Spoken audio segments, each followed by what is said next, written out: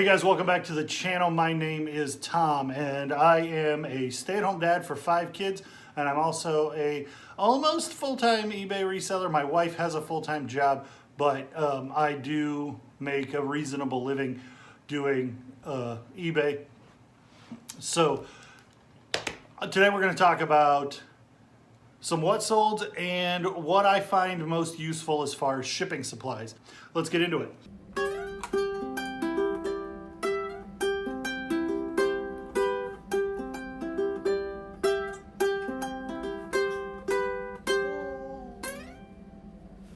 So, there are like 500,000 products available through USPS.com that are free for you to use. And if you're just starting out as a reseller, it's probably a little weird to look at all of that and, well, I don't even know what I'm going to be selling, and a lot of my stuff's going to be one-off, and a lot, if I'm thrifting things, how do I know what sizes are best?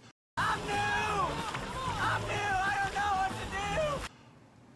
Ask somebody who knows. I've been at this for 10 years, and this is where I'm at. The most useful product I find for free on USPS.com is the flat rate padded envelope. This is, I believe it's $7.75 right now. So you just kind of bake that into your cost, and then it ships for $7.75 to anywhere in the United States. You can fit 2 of these hoodies in there. You can fit 2 small pairs of jeans or overalls. You can do like jackets, but probably not coats. But for $7.75, then you know what your cost is. There is this flat rate envelope. It is cardboard and it is significantly less flexible. If you start to kind of push the ends out, I feel like these, you don't get as much in these. So for the 50 cents that this one costs more, I would rather rely on it. I do have some of these around, but I almost never use them. One of the things that I find the most useful, and it's mostly about the size of the box, is this region rate A box. What this does is it allows you to ship at the 2-pound rate to whatever region. If I'm shipping to Indiana, the next state over, it's gonna ship 2 pounds to within region 1. If I'm shipping to Hawaii, with this box, it's going to be the 2-pound rate for region 8. But if I'm shipping a 4 or 5 pound item, this could save a ton of money. And the box size is 10 by 7 by 5, which I find extremely convenient. It fits a lot of my one-off stuff will go in here. And so I feel like this is a really useful box, because if it's not 2 pounds, then it's probably going first class, because if it's 1 pound 1 ounce, USPS is going to charge you 2 pounds for it. So you're in the 2-pound rate. So that's where this box lands. And if it's 2 pounds 1 ounce, then you're paying the 3-pound rate, and this one's going to save you money. So either you're going to break even using this box, or you're going to save money, and it's a super convenient size box. So that one is region rate A. Regional rate A box, and that's for free on USPS, and they'll send it to your house.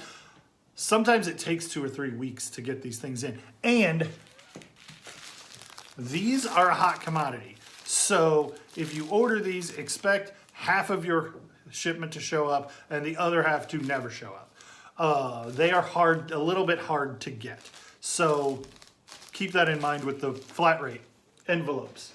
This is another box that I find just unbelievably useful.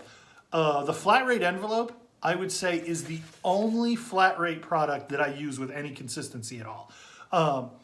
The small flat rate box, anything that I ship, I mean, there are instances where it will work, and I have a couple just in case, but 90% of the things that I ship that are small enough to go into that box will ship first class.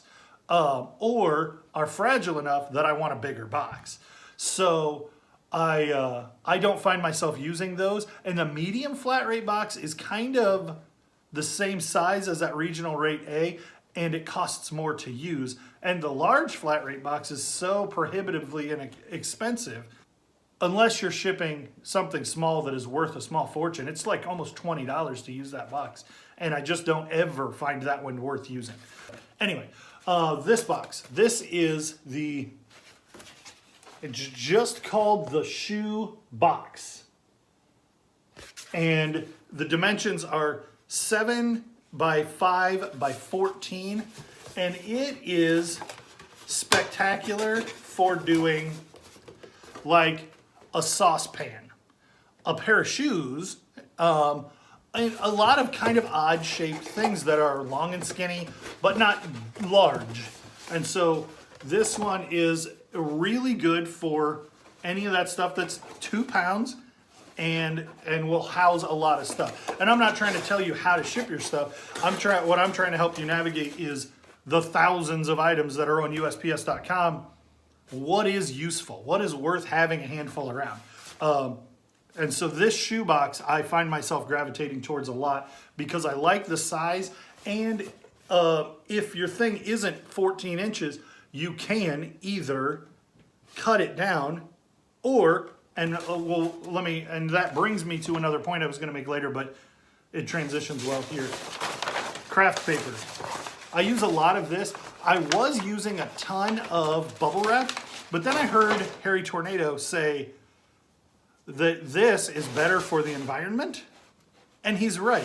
This is easily recyclable and replenishable and can come from recycled material in a way that bubble wrap simply doesn't, and it's more expensive.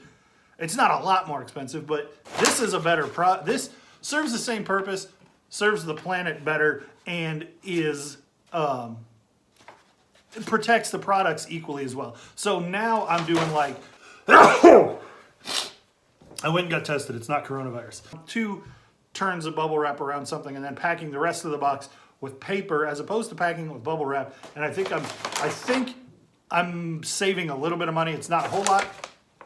But when you have a box like this, if you put something in it that's kind of oblong, too big to fit in the region rate A, something like that, but you still have a lot of airspace, rather than cutting it down, which is a totally fine option. So paper, craft paper is another thing you'd want to have around. This is the other box that I find myself using a ton of. It's a 1095. 1095. This is a 1095 product, and its dimensions are 12 and a half by 3 by 15. And what I use this a lot for is board games.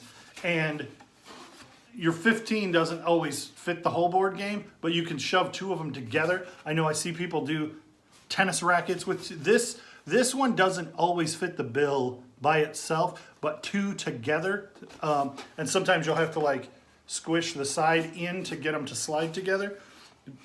But these are really useful for those long, skinny items that you find yourself having to ship, like board games, puzzles, those kind of things. So those 4 products are probably 90% of my shipping supplies, at least as far as USPS free stuff goes.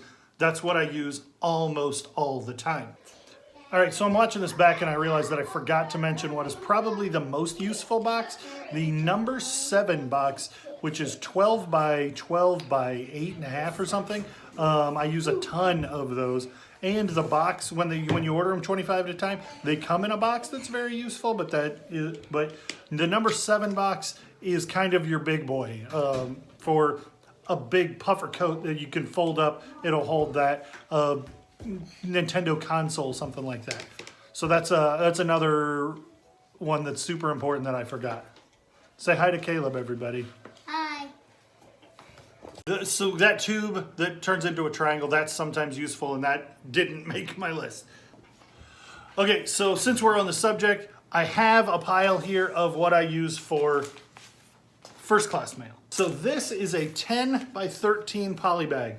Shirts, stuffed animals, most anything will fit in this that is not breakable. And sometimes I'll even put like stuff, just do 1 or 2 rounds of bubble wrap and treat it like a padded, like a padded manila envelope. This is a 10 by 13, and I would say more than anything, I use a 10 by 13 poly mailer. You can hear the children laughing in the background. Oh, the sound of children's laughter. It's only annoying if you're a dad full time. 7 by 4 by 4. You can see I get these from Supply Hut. Oh, and I order them on eBay from Supply Hut. Just a sturdy little box for like action figures and stuff. I use a ton of those. This I use all the time. This, I think I got from the Boxery, maybe Supply Hut, wherever's cheap when I'm looking on eBay. 8 by 6 by 4. I use this a lot for snapbacks, hats. I use it for anything that won't fit in a 4 by 4 by 7. So those two size boxes I would say cover 90% of my stuff. And then I do have some 10 by 8 by 6 just in case. Hey, look, who's that? Who's that? Can you say Evie? You showing them your Doc shirt? Show them your Doc McStuffins shirt. Doc. Doc McStuffins. Doc McStuffins. Okay, go play. Love you. Love you. And then this poly mailer is 18 by 14, and I use it for anything that won't fit in the purple bag. I call them, in my head, I call them the purple bag and the big bag. And so the big bags I use for stuff that won't fit in a purple bag. And they are not as frequently do I go to these. And this time I used my store credit on eBay.com as a store subscriber to get these. But I don't always have eBay ones. But that's a really good source for product. So aside from just having bubble wrap, I would say if that's all I had and tape, I could ship almost anything. And I do hang on to some odd-sized Amazon boxes, but that becomes such a mess so fast that it's hardly worth doing. So that's my shipping supplies. Hopefully that's interesting and useful for you. All right, well, when I recorded this, I recorded the 50 what solds that I had over the weekend too, and it turned into like a 40-minute video, and I couldn't edit it down enough to make it a reasonable size. So we're gonna end the video here. Thanks for liking, commenting, subscribing. You guys rock. Thank you to everybody who supports the channel. But tomorrow I'll have a big giant what sold video for you, and probably nothing other than that. And I just went to Goodwill and we spent a fortune and we got some really neat stuff. So at some point soon, we'll have to do another haul video. So there's lots to see. Come back. Thanks. We'll see you on the next one.